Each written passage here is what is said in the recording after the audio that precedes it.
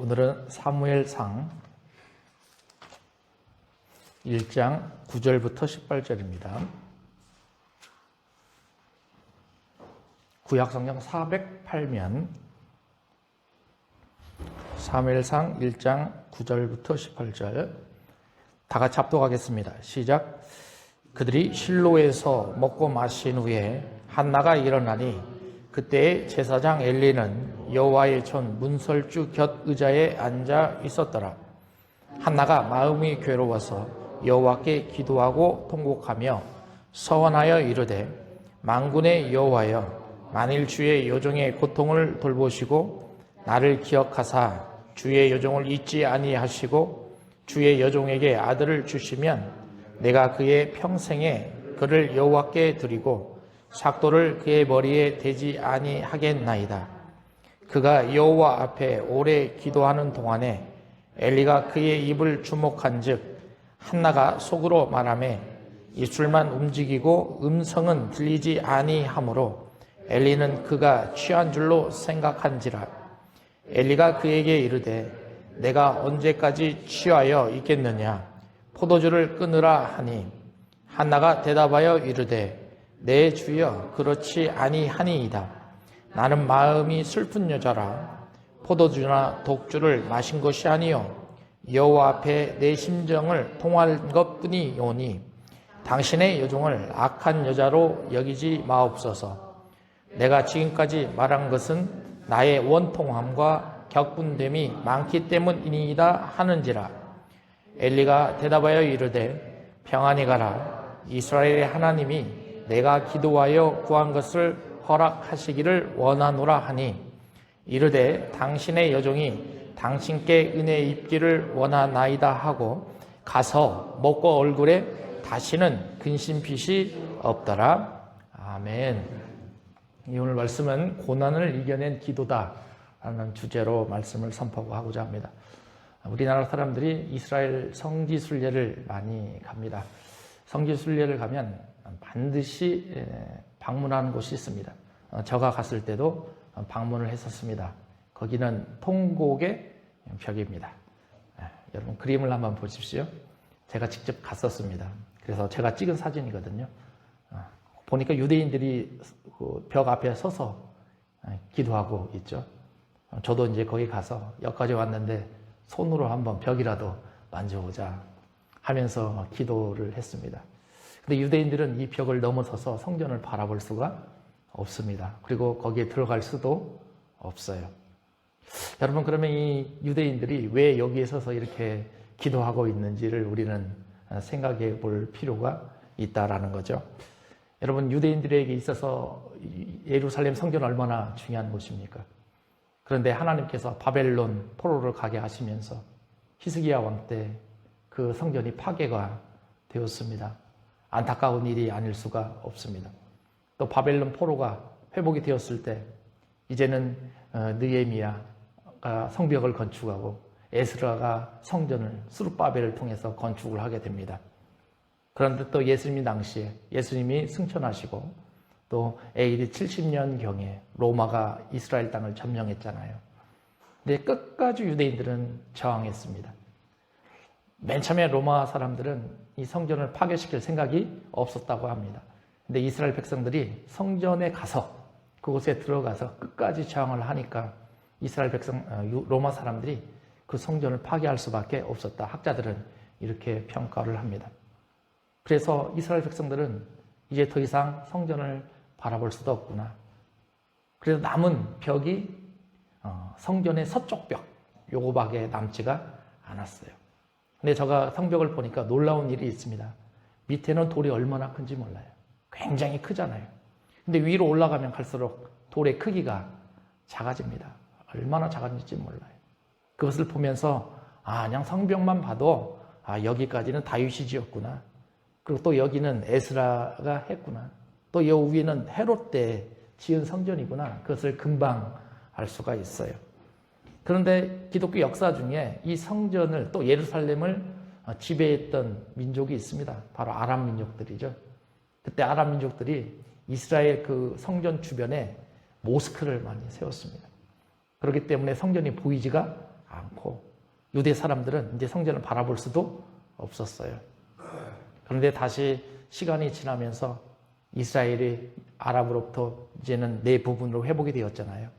그래서 저희가 가보니까 모스크에 있었던 그 건물들을 싹 제거를 해버리고 유대 사람들이 갈 수 있는 곳은 아예 이제 뭡니까? 운동장처럼 큰 공간으로 만들어 놔버렸습니다. 그리고 수많은 사람들이 거기에 가서 이제는 성벽을 바라보면서 옛 성전을 바라보며 하나님을 기억하는 그런 간절한 기도를 그들은 드리고 있다라는 거죠.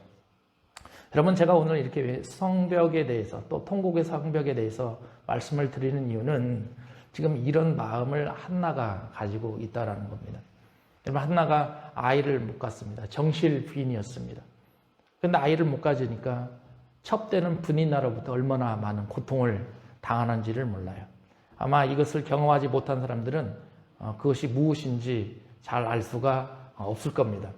그런 어려운 상황에 놓여져 있는 한나도 마치 이스라엘 백성들처럼 어떻게 하면 이것을 돌파할 수 있을까? 어떻게 하면 이것을 극복할 수 있을까? 생각을 하는 것입니다.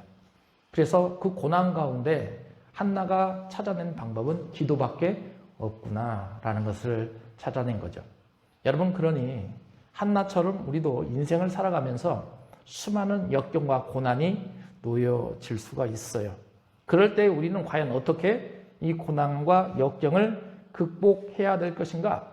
오늘 말씀을 통해서 여러분들이 잘 알아가시는 그런 시간이 되셨으면 좋겠습니다. 여러분, 1장 10절과 11절을 보시면 한나의 마음을 읽어갈 수가 있습니다. 10절과 11절을 같이 읽어봅니다. 시작.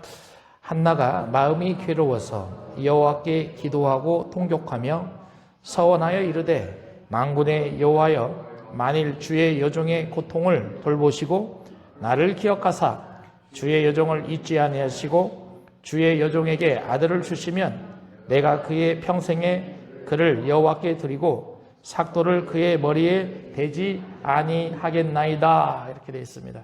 10절에 보니까 한나가 그렇게 말을 합니다. 마음이 괴로웠다고 합니다. 이 마음이 괴롭다라는 것은 영적으로 굉장히 힘들고 고난의 삶을 살고 있다라는 그 분명한 표시죠. 그런데 한나가 찾은 것이 바로 기도하며 통곡하는 것이었다라는 거죠. 그러면 여기서 통곡이란 단어는 그냥 자기가 울고 싶어서 우는 게 아닙니다. 여러분, 우리도 어려운 상황이 있을 때에 기도하면서 나도 모르게 그냥 막 통곡하며 하나님께 울부짖는 그런 기도의 때가 있어요. 지금 그 현실을 한나가 그대로 경험하고 있다라는 거예요.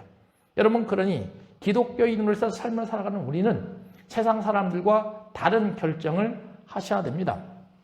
세상 사람들은 어려울 때 가장 많이 가는 곳이 술집입니다. 술로서 그 어려움을 이겨내려고 합니다. 그럼 술 마시면 또 어디 갑니까? 노래방 갑니다. 노래방 가서 또 노래 부르면서 그 어려운 현실을 이겨내려고 합니다.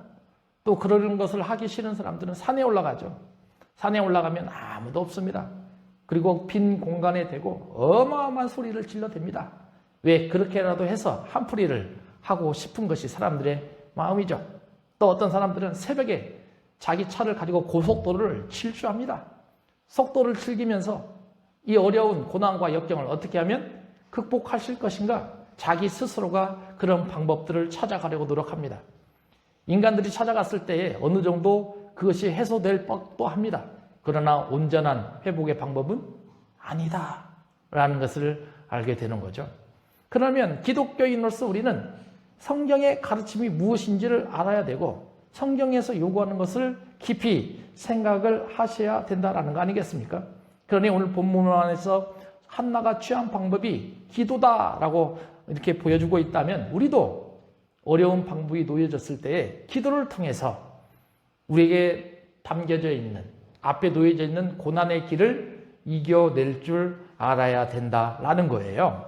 여러분, 시편 91편 15절을 같이 읽어봅니다. 시작. 그가 내게 간구하리니 내가 그에게 응답하리라. 그들이 환날 당할 때에 내가 그와 함께하여 그를 건지고 영화롭게 하리라. 여러분, 시편 90편과 91편은 모세가 지은 시입니다. 모세가 홍해 사건을 이루고 또 광야 40년을 경험하면서 자신이 어떻게 하면서 하나님으로부터 은혜를 받고 자신 앞에 놓여져 있는 고난과 역경의 삶을 어떻게 이겨냈는지를 표현한 시가 시편 90편과 91편입니다. 그러면 모세가 생각을 합니다. 왜 하나님께서 나에게 이런 역경과 고난을 부어주셨을까? 아마 이것을 경험하신 분들은 알 겁니다. 기도 가운데에 누구를 만날 수 있어요? 하나님을 깊이 만날 수가 있어요. 그러면 이것을 다시 생각해 본다면 하나님께서 우리에게 고난과 역경을 부어주시는 그것은 다른 것이 아니라 내가 하나님을 찾는 것보다 사실은 하나님이 나를 찾는 것이 더 크시다라는 걸 알 수 있는 거죠. 여러분, 그러니 우리 앞에 있는 이 고난이 왔을 때의 생각을 바꿔야 돼요.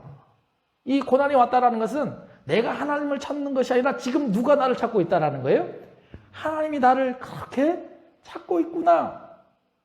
여러분, 모세는 생각을 합니다. 밤에는요 공포가 찾아옵니다. 광야 생활이 얼마나 어려웁니까? 낮에는 전쟁의 위협이 찾아옵니다.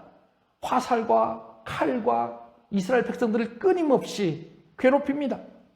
어두울 때는 전염병이 옵니다. 수많은 전염병이 이스라엘 백성들을 괴롭힙니다.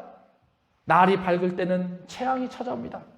그러니 24시간 이스라엘 백성들은 고난과 역경에서 탈피할 수 있는 방법이 없구나. 그것을 모세가 알아간 거예요. 그러면 모세도 이런 고난과 역경이 있을 때 무엇을 해야 될 것인가 고민하는 거죠. 하나님, 나의 이름을 생명책에서 지워주시더라도 우리 이스라엘 백성을 제발 구원해 주십시오. 그런 갈급한 마음으로 모세는 기도하기 시작한 것입니다. 그래서 모세가 15절에 그렇게 되어 있습니다. 그가 내게 간구하리니, 여기서 그는 모세입니다. 내는 누굽니까? 하나님이에요. 모세가 하나님께 간구하게 된다면 하나님이 모세에게 어떻게 하시겠다? 응답하시겠다, 이렇게 표현을 합니다. 그러면 우리도 이 말씀을 보면서 고난과 역경이 우리 앞에 놓여져 있을 때 그 고난과 역경을 누구한테 아뢰라? 하나님께 아뢰십시오. 그리고 하나님께 아뢰면서 주님께서 주시는 응답을 받으십시오. 여러분, 이 말씀 전에 하나님께서는 이스라엘 백성을 천사를 보내주셔서 지켜주시겠다, 이렇게 약속을 하셨습니다. 그러면 우리도 하나님께서 천사를 보내주시지 않겠습니까? 그러면 여러분들도 여러분들 곁에 계시는 천사들을 통해서 여러분들이 이 고난과 역경을 이겨 가셔야 된다라는 것입니다. 그리고 뒤에 보니까 그들이 환난 당할 때 내가 그들과 함께 하겠다, 이렇게 되어 있습니다. 환난 당할 때 하나님이 우리를 가만히 내버려 두시지 않겠다라는 겁니다. 나와 함께 하셔서 이 어려운 일들을 건져내시고 우리의 삶을 평화롭고 안전하고 영화롭게 하겠다는 하나님의 약속하심이 시편 말씀에 들어있다라는 거예요. 여러분들은 고난이 얼마나 크십니까?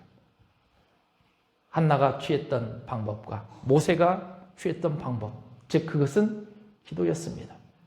기도를 통해서 여러분들이 고난을 이겨낼 수 있는 귀한 시간들 되셨으면 좋겠습니다. 여러분, 이제 11절을 보십시오. 첫 단어가 굉장히 중요합니다. 어떤 단어가 나와요? 서원이라는 단어가 나와요. 그러면 한나가 깨달은 것이 과연 무엇인가를 인식할 수가 있어요. 여러분, 9절과 18절 이 사이에 한나의 마음을 읽어낼 수 있는 단어들이 쭉 연결이 됩니다. 여러분, 10절에는 무슨 단어가 나와 있냐면 마음이 어떻다? 괴롭다. 그러니까 괴로우니까 지금 한나가 뭐 하고 있어요? 기도를 하고 있어요. 그렇죠? 15절도 보십시오. 15절에는 무슨 단어가 나옵니까? 예? 한나가 대답하여 이르되 마음이 어떻다? 슬프다. 내 마음이 슬프다, 이거예요. 그러니까 내 마음이 슬프니까 한나는 또 뭐합니까? 기도합니다. 그러지 않습니까? 또 16절에 보십시오. 맨 마지막에 되니까 나의 원통함과 격분됨이 많다, 이렇게 표현합니다. 이런 마음 상태에서 한나가 기도를 합니다. 그런데 18절에 보니까 상황이 역전이 돼버려요. 바로 18절 맨 마지막에 보십시오. 이제는 그의 얼굴에 뭐가 없어요? 근심빛이 없어버려요. 그러면 기도 가운데 하나님이 내 기도를 이제 어떻게 한다? 들어주시는구나. 그럼 확증이 있어요, 없어요? 있어요. 여러분, 기도를 하시는 가운데 확정이 있으실 때 뭘 해야 된다? 서원해야 되는 거예요. 예? 지금 여기 나오잖아요. 그냥 내가 서원하고 싶다고 해서 서원을 막 하는 게 아니라 내가 고난 가운데 큰 역경 가운데 놓여져 있는데 하나님이 나를 통해서 기도를 그렇게 시키시잖아요. 그런데 그 기도를 깊이 가면서 하나님을 만나는데 하나님이 이 기도에 대한 응답이 확신하다는 생각이 들 때가 있어요, 없어요? 있죠. 그럴 때 뭘 하라? 서원하라는 거예요. 우리도 그래야 됩니다. 여러분, 그러면 서원이라는 것을 생각해 보세요. 서원이라는 것은 내가 하나님께 드리는 약속입니다. 그러면 그러한 서원했던 내용들을 반드시 어떻게 해야 된다? 지키셔야 돼요. 하나님이 그걸 요구하시는 거예요.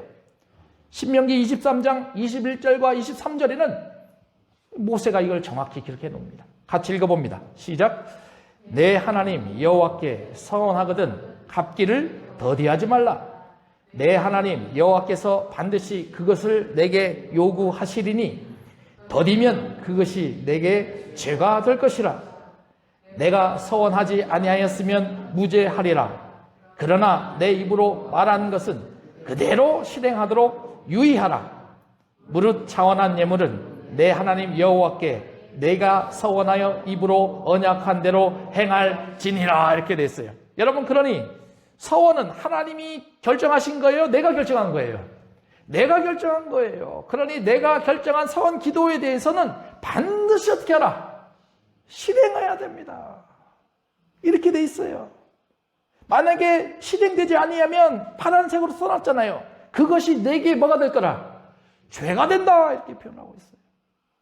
그러니 서원은 함부로 하면 된다, 안 된다? 안 돼요. 한나도 언제 했어요? 응답에 대한 확신이 있을 때, 그럴 때 서원을 하고 있어요. 성경에는 서원을 했던 대표적인 사람 두 사람을 뽑을 수가 있습니다. 많이 있습니다. 창세기에 나오는 야곱입니다. 야곱이 도망을 갑니다. 베델 땅에 이르죠. 그리고 나서 꿈을 꾸는데 하나님께서 꿈에 사닥다리로 오르락 내리락 하시면서 약속을 하십니다. 내가 반드시 이 땅으로 돌아오게 하겠다. 그러니까 이제 믿음에 대한 확신이 서요, 안 서요? 서요. 똑같습니다, 마음. 그러니까 하나님께 이제 야곱이 뭐합니까? 서원합니다. 하나님, 나와 함께하여 주시옵소서. 반드시 나를 다시 가나안 땅으로 돌아오게 하여 주시옵소서. 만약에 그렇게 하나님이 해 주신다면 나는 하나님의 집에 성소를 세우겠나이다. 그리고 내가 가진 것의 10분의 1을 반드시 하나님께 드리겠나이다. 그러면 약속의 다짐이 있었어요, 없었어요? 있었죠. 그러면 야곱은 했을까요, 안 했을까요? 했죠. 우리도 이래야 됩니다. 또 신약 성경의 가장 대표적인 사람 중에 한 사람은 사도 바울입니다. 사도행전 18장을 보면 사도 바울이 서원을 하면서 갱그레아 항구에서 머리를 깎습니다. 여러분, 머리를 깎는 것은 쉽지가 않아요. 삭도를 하는 것과 동일합니다. 그러면서 사도 바울이 하나님께 다짐하는 겁니다. 하나님, 나 이제부터 하나님의 사역에 대해서 불평하지 않겠습니다. 하나님께서 하시는 사역에 불만 갖지 않겠습니다. 하나님이 원하시는 길로만 가겠습니다. 거기에 대한 다짐을 머리를 깎으면서 한 곳이 갱그레아입니다. 그 이후에 사도 바울이 얼마나 많은 고난을 당합니까? 옥에 갇힙니다. 매를 수도 없이 맞습니다. 배를 타고 가면서 파선이 됩니다.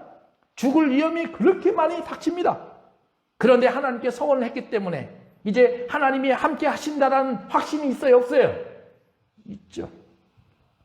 그러니까 그런 확신이 있으니까 우리 앞에 또 사도 바울 앞에 놓여져 있는 고난과 역경을 이겨갈 수가 있습니까, 없습니까? 있잖아요. 여러분, 우리도 신앙생활하면서 이러한 야곱과 사도 바울처럼 그런 또 한나가 취했던 이런 서원의 기도를 하실 필요가 있어요. 아마 우리 교인 중에 지금 이런 서원 기도 필요하실 분들이 있을 것입니다. 그러면 믿음의 확신을 가지고 이때 어떻게 하라? 서원 기도를 하십시오. 그래서 한나에게 누굴 주십니까? 사무엘을 딱 주시지 않습니까? 사무엘이 어떤 사람인지 여러분들이 이미 다 알고 있을 것입니다. 여러분, 그러면 서원 기도를 할 때 우리가 유의해야 될 게 무엇인가? 성경은 말합니다. 서원 기도를 할 때는 반드시 자신의 유익을 취하지 말고 하나님의 영광을 위해서 서원 기도를 반드시 하셔야 된다라는 거예요. 근데 우리는 지금 어때요? 순서가 바뀌었어요. 하나님의 영광을 위해서 하는 것이 아니라 자신의 유익을 위해서 계속 서원 기도를 하려고 하는 모습이 일반적인 성도들의 모습이다라는 거예요. 그러면 순서를 어떻게 하라? 바꾸십시오. 여러분, 하나님의 영광을 취하게 된다면 하나님께서 그냥 내버려 두십니까? 아니죠. 여러분들이 그렇게 기도하고 싶어 하시는 그런 유익들을 다 어때요? 채워 주십니다. 요한일서 5장 14절 15절 같이 읽어봅니다. 시작. 그를 향하여 우리가 가진 바 담대함이 이것이니 그의 뜻대로 무엇을 구하면 들으심이라. 우리가 무엇이든지 구하는 바를 들으시는 줄을 안즉 우리가 그에게 구한 것을 얻은 줄을 또한 아느니라. 이렇게 되어 있어요. 똑같잖아요. 하나님께 그의 뜻대로 무엇을 구하면 하나님이 그것을 들으신다. 그리고 우리가 그에게 구한 그것을 얻은 줄을 또한 아신다. 이렇게 되어 있지 않습니까? 여러분, 11절을 눈여겨보실 필요가 있어요. 11절을 눈여겨보면 이 한나가 자기 자신을 주의 여종이다 반복하면서 표현을 합니다. 주의 여종이다. 여러분, 구약성경에서 여종이란 단어를 찾기가 쉽습니까? 어렵습니까? 남자들의 측면에서는 종이라는 단어가 그래도 가끔 나옵니다. 근데 여자들 같은 경우는 별로 없어요. 그러면 주의 여종이다, 주의 여종이다, 주의 여종이다라는 것을 한나가 강조하는 것은 나는 이제 내 인생의 모든 것을 누구에게 다 맡긴다는 결심입니까? 그거예요. 내 인생의 모든 것을 하나님께 다 맡기겠습니다. 다시 말하면 현재 내 앞에 놓여져 있는 이 고난과 역경의 삶도 내가 해결하지 않고 하나님께 다 맡기겠습니다. 그러니 나의 길을 하나님 제발 좀 인도해 주십시오. 그런 다짐 아니겠습니까? 마치 다윗이 시편 23편을 보면 여호와는 나의 목자시다. 하나님 여호와는 나의 목자시니 나는 더 이상 부족함이 없습니다. 나를 푸른 풀밭에 누워 주시옵소서. 쉴만한 물가로 인도해 주시옵소서. 그러면 내 영혼이 소생될 것이니 그러면 나는 여호와의 이름을 위하여 의의 길로 걸어가겠습니다. 마치 이런 것처럼 한나도 서원 기도를 하면서 하나님을 향해 다짐하고 있는 모습을 우리는 찾을 수가 있습니다. 여러분들도 이번 부흥회 동안에 작정 기도하십시오. 한나처럼 기도하십시오. 그러면서 주님이 주시는 축복을 반드시 받으셔야 됩니다. 여러분, 이제 그러면 한나가 어떠한 방법으로 기도를 했는가? 우리는 세 가지를 찾을 수 있습니다. 여러분, 첫 번째 10절을 보십시오. 마음이 괴로워서 여호와께 기도하고 통곡하였다. 여러분, 기도한다라고 해서 고난과 역경이 사라집니까? 그대로 있습니까? 그대로 있어요. 사라질 것 같은데 그러지 않아요. 그대로 있어요. 근데 그대로 있는 고난과 역경을 내가 품고 어때요? 기도하는 것입니다. 그러면 고난과 역경을 내가 이겨내셔야 됩니다. 그냥 거기서 멈추면 안 돼요. 그러면 어떻게 이겨내느냐? 하나님, 나는 비록 슬픔 가운데 고난과 역경이 있지만 이 고난과 역경을 하나님이 반드시 이겨낼 수 있는 힘을 주십니다. 그런 확신이 있어야 되는 거예요. 지금 한나가 그런 확신을 가지고 계속 기도하고 있어요. 여러분, 두 번째는 12절에 나와요. 12절 같이 읽어봅니다. 시작. 그가 여호와 앞에 오래 기도하는 동안에 엘리가 그의 입을 주목한즉. 그러면 한나의 기도의 양이 짧았다, 길었다? 길었어요. 여러분, 한나는 아기가 없었습니다. 그러니까 아기 없는 엄마의 그런 마음에 있어서 얼마나 아기를 갖고 싶어 했겠습니까? 그러면 아침에 일어나도 하나님, 하나님, 잠잘 때도 하나님, 하나님, 새벽에 또 낮에 생활할 때도 하나님, 하나님. 그 간절한 기도를 짧은 시간, 일시적으로 한 것이 아니라 오랜 동안 그런 하나님을 향해서 바라보고 있었다라는 거예요. 여러분, 우리가 너무나 잘 아는 이것이 욥의 인내 아닙니까? 그렇잖아요. 욥이 지금까지는 하나님의 말씀을 뭘로 들었다고 했어요? 귀로 들었다. 근데 이제는 눈으로 하나님을 직접 봤다. 그러니까 오랜 기간 동안 우리가 기도한다는 것은 다른 것이 아니라 이제는 내가 내 눈으로 직접 하나님을 볼 줄 알아야 된다는 거 아니겠습니까? 하나님이 그걸 우리에게 요구하시는 거예요. 여러분도 이런 기도 하셔야 됩니다. 여러분, 이제 13절을 보십시오. 13절 같이 읽습니다. 시작. 한나가 속으로 바라매 입술만 움직이고 음성은 들리지 아니하므로 엘리는 그가 취한 줄로 생각한지라. 이렇게 보니까 속으로 말하였다 이렇게 되어 있어요. 그러면 막 기도한다고 다른 사람들에게 막 홍보하고 다녔어요, 안 다녔어요? 마치 예수님께서 너희들이 기도하려면 어디로 들어가라고 그래요?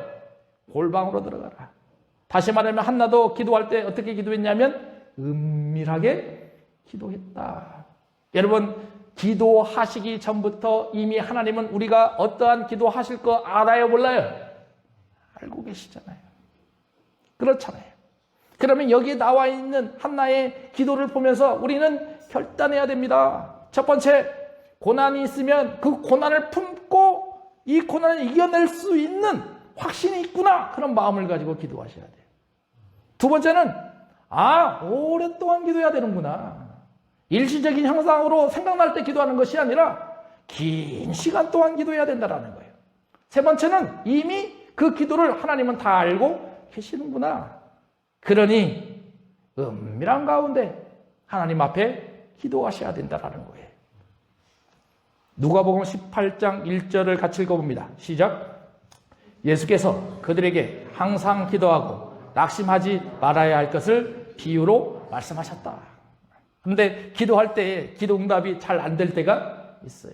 그럼 낙심할 때가 있어요. 우리 인간의 모습이죠. 근데 주님이 뭐라고 하냐면 항상 기도하고 낙심하지 말아라. 그러면서 재판장과 과부의 위해를 우리는 이미 잘 알고 있습니다. 재판장이 과부가 재판장을 그렇게 어떻게 합니까? 괴롭히죠. 제발 여기 문제 좀 해결해 주십시오. 제발 이걸 좀 해결해 주십시오. 권투 선수들 잘 보십시오. 권투 선수들이요, 계속 탁탁 치는 걸 뭘 날린다고 그래요? 잽을 날린다고 그래요. 그렇죠? 잽을 탁탁탁 날립니다. 근데 잽도 많이 맞으면 어때요? 아픕니다. 마치 이런 것처럼 너희들도 하나님께 계속 뭘 날려라? 잽을 날려라. 그러면 하나님이 그 잽을 받고 이놈이 하면서 어떻게 해주시겠다? 열어 주시겠다. 마치 이런 거 아니겠습니까? 7절, 8절 같이 읽습니다. 시작. 하물며 하나님께서 그 밤낮 부르짖는 택하신 자들의 원한을 풀어주지 아니하겠느냐? 그들에게 오래 참으시겠느냐? 내가 너희에게 이르노니 속히 그 원한을 풀어주시리라. 그러나 인자가 올 때 세상에서 믿음을 보겠느냐 하시니라. 아멘. 예수님도 이렇게 하셨어요. 그러면 우리도 이런 기도를 하셔야 되지 않겠습니까? 그렇잖아요. 여러분, 이제 마지막으로 11절에 한나의 기도의 원리가 나와요. 그러면 어떠한 마음을 가지고 기도를 했는가? 아까는 기도의 자세였잖아요. 11절에는 기도의 원리가 나와요. 특히 서원 기도 하시려고 하시는 분들은 한나의 기도의 원리를 잘 보셔야 됩니다. 여러분, 그 첫 번째가 11절 중간쯤 보면 이렇게 돼 있어요. 만일 주의 여종의 고통을 어떻게 하면? 돌보시면. 그래서 첫 번째가 돌보시고의 원리입니다. 여러분, 제가 여기는 원문을 좀 풀어봤습니다. 파워포인트를 보십시오. 돌보시다라는 것을 look at, 바라보다. 영어로 보면 careful, 돌보다 이런 거예요. 근데 원문을 보면요. 이 단어와 라라는 단어인데요. 남성 명사로 쓰이게 되면 이것이 목자입니다. 네? 그러면 이 언어의 유의를 보게 된다면 아하, 목자가 한나를 어떻게 한다? 돌본다 이런 거예요. 그런 심정으로 하나님께 기도하고 있다는 거예요. 여러분 요한복음 10장에 보면 예수님이 나는 뭐라 하시죠? 선한 목자라. 그러면 예수님이 선한 목자라고 표현하시는 이유는 다른 게 아닙니다. 아, 양들은 누구를 따라가야 되냐면 예수님을 따라가야 된다는 거예요. 그럼 목자가 하는 행동을 한번 바라보시기 바랍니다. 양들을 옳은 길로 데려갑니다. 양들이 때로는 가면서 목이 마를 수가 있어요. 그러면 그 양들을 시냇물로 데려가서 물을 먹입니다. 양들이 가면서 때로는 덫에 걸릴 수도 있습니다. 상처날 수도 있습니다. 그러면 목자들은 그 덫에 걸린 양들을 풀어주고 상처난 양들은 어때요? 치유해 줍니다. 마치 이런 것처럼 한나도 그런 거예요. 하나님 나를 좀 돌봐 주십시오. 그러면서 하나님이 뭐가 되시고 목자가 되시고 나는 뭐가 되겠다라는 거예요? 양이 되겠다라는 거예요. 그런 심정으로 기도하고 있는 거예요. 우리도 이런 심정으로 기도해야 되지 않겠습니까? 그렇잖아요. 여러분 이제 두 번째입니다. 두 번째 단어는요. 기억하시고입니다. 옛날 성경은 생각하시고 이렇게 돼 있어요. 그러면 여기도 언어의 유의를 볼 필요가 있습니다. remember 찾을 수가 없어요. 그런데 히브리어를 보면 생각하시다, 기억하시다라는 단어가 자카르입니다. 제가 빨간색으로 표현을 해놨습니다. 그런데 이것과 비슷한 단어가 다카르입니다. 비슷해요, 안 비슷해요? 앞 철자만 틀리죠? 그래서 언어의 유의예요. 이것은 찌르다라는 뜻입니다. 찌르다. 그러면 히브리 사람들은 이 내용을 보면서 어떠한 마음으로 기도를 했냐면 여러분 의식 있는 사람들, 의식이 없는 사람들이 있어요. 길거리 가다가 갑자기 의식이 없어서 축 넘어지는 경우가 있습니다. 그럴 때 사람들을 깨우기 위해서 빨간 핀 같은 걸로 어때요? 툭툭 찔러요. 그러면 그 사람이 어때요? 깨어날 수 있잖아요. 그런 거예요. 그런 거. 지금 하나님 나는 지금 어떤 상태에 있어요? 의식이 없는 상태에 있어요. 내 영혼이 너무나 메말라서 의식이 없는 상태에 있는데 나를 좀 어떻게 해달라? 찔러서 깨워 주십시오. 그런 겁니다. 여러분 그래서 두 번째 원리까지 나오잖아요. 첫 번째는 나를 돌아보십시오. 두 번째를 나를 기억해 주십시오. 깨워 주십시오. 이런 뜻입니다. 이제 마지막입니다. 여러분 11절 맨 마지막에 그렇게 되어 있습니다. 주의 요종을 어떻게 해달라? 잊지 말아주십시오. 잊지 말아주십시오. 여기에 사용되는 이 단어는요. 어디하고 가장 연계가 많이 되냐면 언약과 약속과 연계가 많이 돼요. 다시 말하면 하나님 나 하나님 처음 만났을 때 하나님이 나에게 주셨던 약속들이 있지 않습니까? 근데 시간이 지나면서 내가 그 약속들을 잊을 때가 있습니다. 그런데 그 약속들 제발 잊지 말아주십시오. 그 약속들을 잊지 않는다면 하나님께서 나를 회복시켜 주시지 않겠습니까? 이런 마음으로 한나는 계속 기도를 했던 거예요. 여러분 결단하셔야 돼요. 이제 우리도 기도할 때 그냥 무작정 기도하는 게 아니에요. 세 가지 원리가 있다고 그랬잖아요. 첫 번째, 하나님 나를 목자의 심정으로 어떻게 해달라? 돌봐주십시오. 제발 돌봐주십시오.